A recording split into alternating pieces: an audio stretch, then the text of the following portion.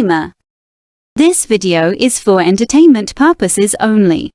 Do not attempt this at home. Vitiated how-to will not be responsible because you decided to be a cheap ass and not hire a professional.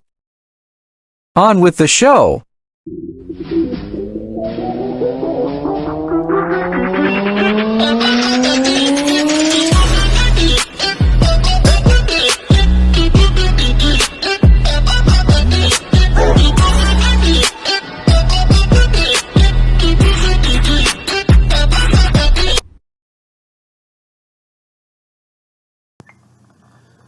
The third thing in this video series, do you own your content? Well, the fact of the matter is, if you're the only one in the room, yes, you own that content. But if you are not, then it can be disputed. So, we're going to talk about, do you own your own content? That's like I just said, if you're the only person in the room, yes. Nobody knows you made it but you. Now, if your boyfriend, if your girlfriend, if your mom, your dad, whoever's in the room with you, you need to get a work for hire agreement just to be safe, because you never know what's going to happen. Now, if someone else is holding that camera, phone, camera, video recording device, or audio recording device, and it's in someone else's hands, like I just said, you will also need a work for hire agreement. Because if not, the law clearly states whoever made the content, pretty much whoever's holding one of those devices, is the one that owns it. It doesn't matter that you paid them $500 for the session for that day or what have you. It doesn't matter. It's cut and dry when it comes to this. So, what is a work for hire agreement? Simple.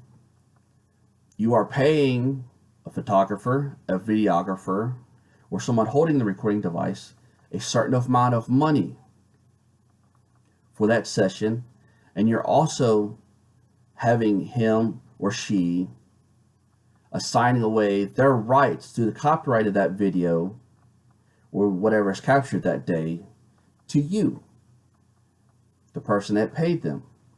So pretty much they're just releasing their rights.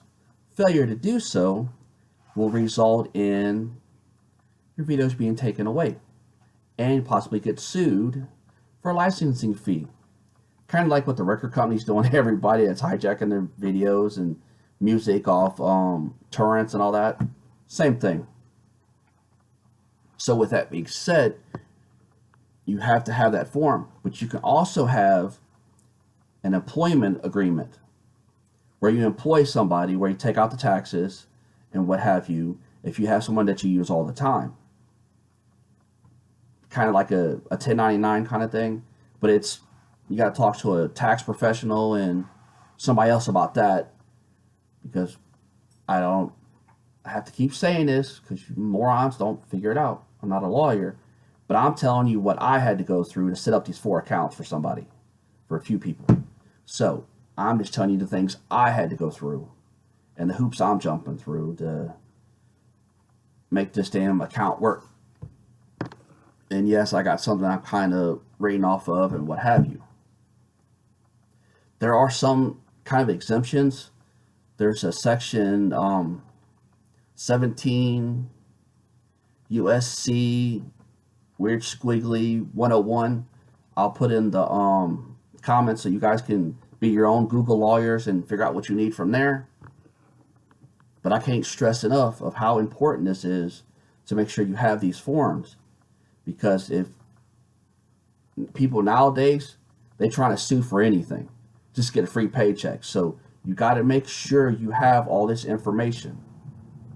And like in the other video, you got to make sure you keep good records, file records, good bookkeeping and good record keeping of everything that you do, because you are now in a business.